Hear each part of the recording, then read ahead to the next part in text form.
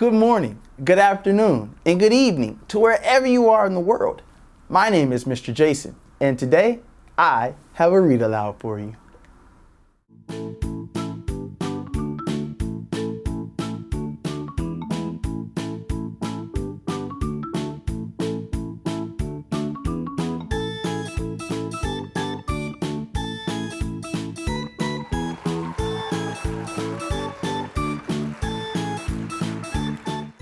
First and foremost, welcome back.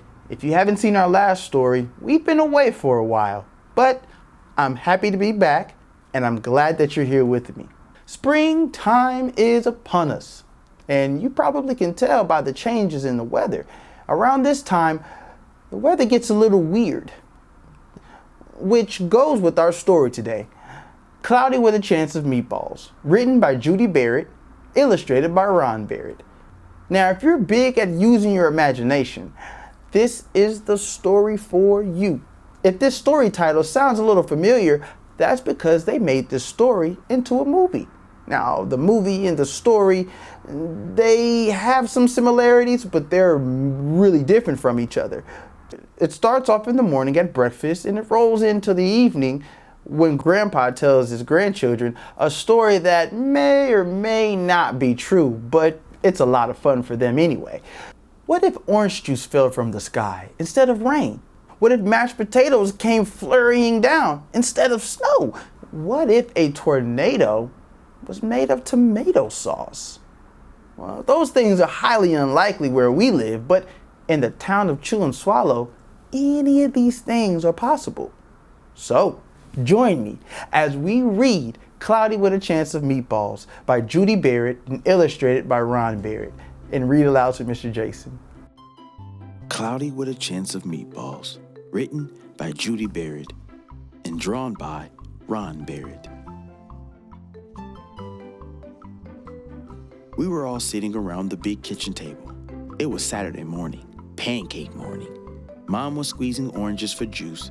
Henry and I were betting on how many pancakes we each could eat, and Grandpa was doing the flipping. Seconds later, something flew through the air, headed towards the kitchen ceiling, and landed right on Henry. After we realized that the flying object was only a pancake, we all laughed, even Grandpa. Breakfast continued quite uneventfully. All the other pancakes landed in the pan, and all of them were eaten, even the one that landed on Henry. That night, touched off by the pancake incident at breakfast, Grandpa told us the best tall tale bedtime story he'd ever told. Across an ocean, over lots of huge bumpy mountains, across 3 huge deserts, and 1 smaller ocean, there lay the tiny town of Chewandswallow. In most ways, it was very much like any other tiny town. It had a main street lined with stores, houses with trees and gardens around them, a schoolhouse, about 300 people, and some assorted cat and dogs. But there were no food stores in the town of Chewandswallow. They didn't need any. The sky supplied all the food they could possibly want. The only thing that was really different about Chewandswallow was its weather. It came 3 times a day, at breakfast, lunch, and dinner. Everything that everyone ate came from the sky. Whatever the weather served, that is what they ate. But it never rained. It never snowed. It never blew just wind. It rained things like soup and juice. It snowed mashed potatoes and green peas, and sometimes the wind blew in storms of hamburgers. The people could watch the weather report on television in the morning, and they would even hear a prediction for the next day's food. When the townspeople went outside, they carried their plates, cups, glasses, forks, spoons, knives, and napkins with them.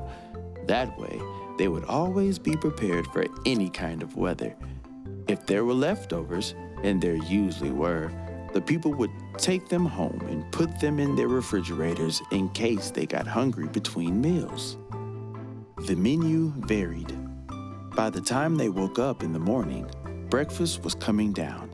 After a brief shower of orange juice, low clouds of sunny-side-up eggs moved in, followed by pieces of toast, butter and jelly sprinkled down for the toast, and most of the time, it rained milk afterwards.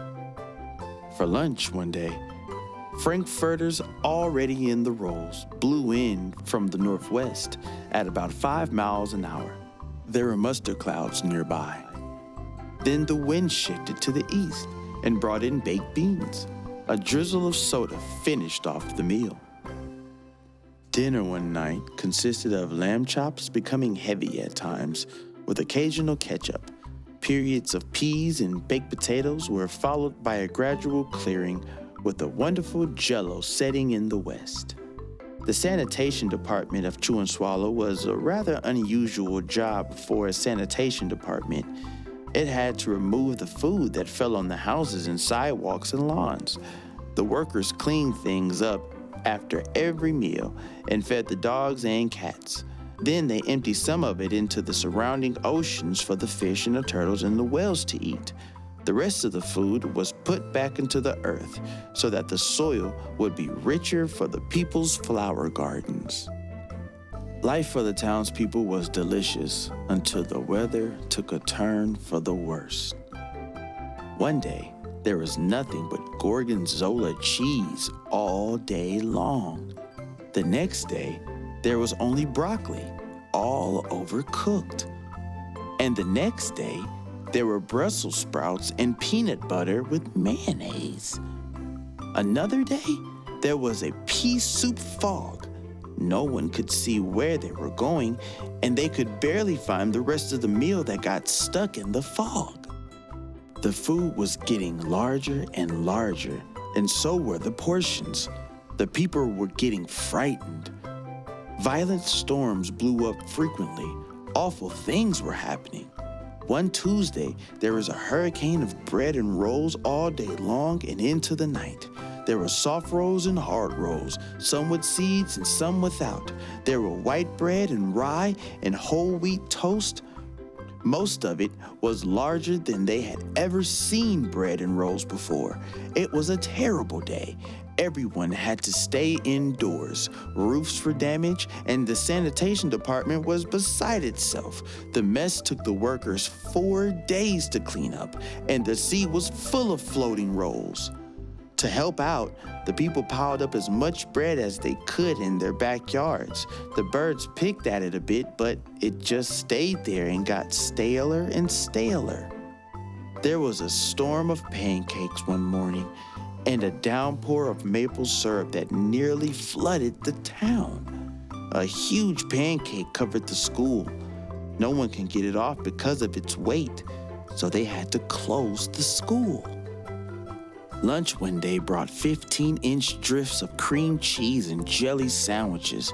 Everyone ate themselves sick, and the day ended with a stomach ache. There was an awful salt and pepper wind accompanied by even worse tomato tornado. People were sneezing themselves silly and running to avoid the tomatoes. The town was a mess. There were seeds and pulp everywhere. The sanitation department gave up. The job was too big. Everyone feared for their lives. They couldn't go outside most of the time. Many houses had been badly damaged by giant meatballs. Stores were boarded up, and there was no more school for the children. So a decision was made to abandon the town of Chewandswallow. It was a matter of survival. The people glued together the giant pieces of stale bread sandwich style with the peanut butter, took the absolute necessities with them, and set sail on their rafts for a new land. After being afloat for a few weeks, they finally reached a small coastal town, which welcomed them. The bread had held up surprisingly well enough for them to build temporary houses for themselves out of it. The children began school again, and the adults all tried to find places for themselves in the new land. The biggest change they had to make was getting used to buying food at a supermarket. They found it odd that food was kept on shelves, packaged in boxes, cans, and bottles. Meat that had to be cooked while kept in large refrigerators. Nothing came down from the sky except rain and snow. The clouds above their heads were not made of fried eggs. No one ever got hit by a hamburger again, and nobody dared to go back to Chewandswallow to find out what had happened to it. They were too afraid. Henry and I were awake until the very end of Grandpa's story. I remember his good night kiss. The next morning, we woke up to see snow falling outside our window. We ran downstairs for breakfast and ate it a little faster than usual so we could go sledding with Grandpa. It's funny, but even as we were sliding down the hill, we thought we saw a giant pat of butter at the top, and we could almost smell mashed potatoes. The end.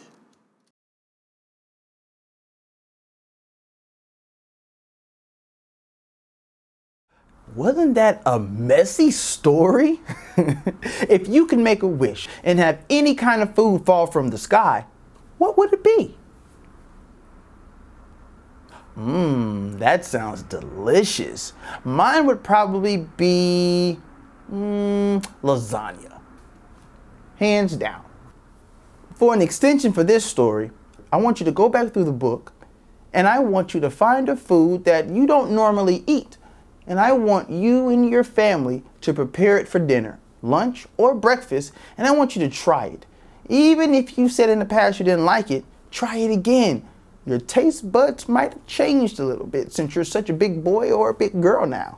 Stay tuned to the very end, just like you would a Marvel movie, so you can see how to be entered in Mr. Jason's library book giveaway. Don't forget to like, subscribe, and share. Keep sharing these stories with your friends, families, and everyone else you come across. I had a blast reading with you as I always do, and I can't wait to read again with you soon. And don't forget, keep reading.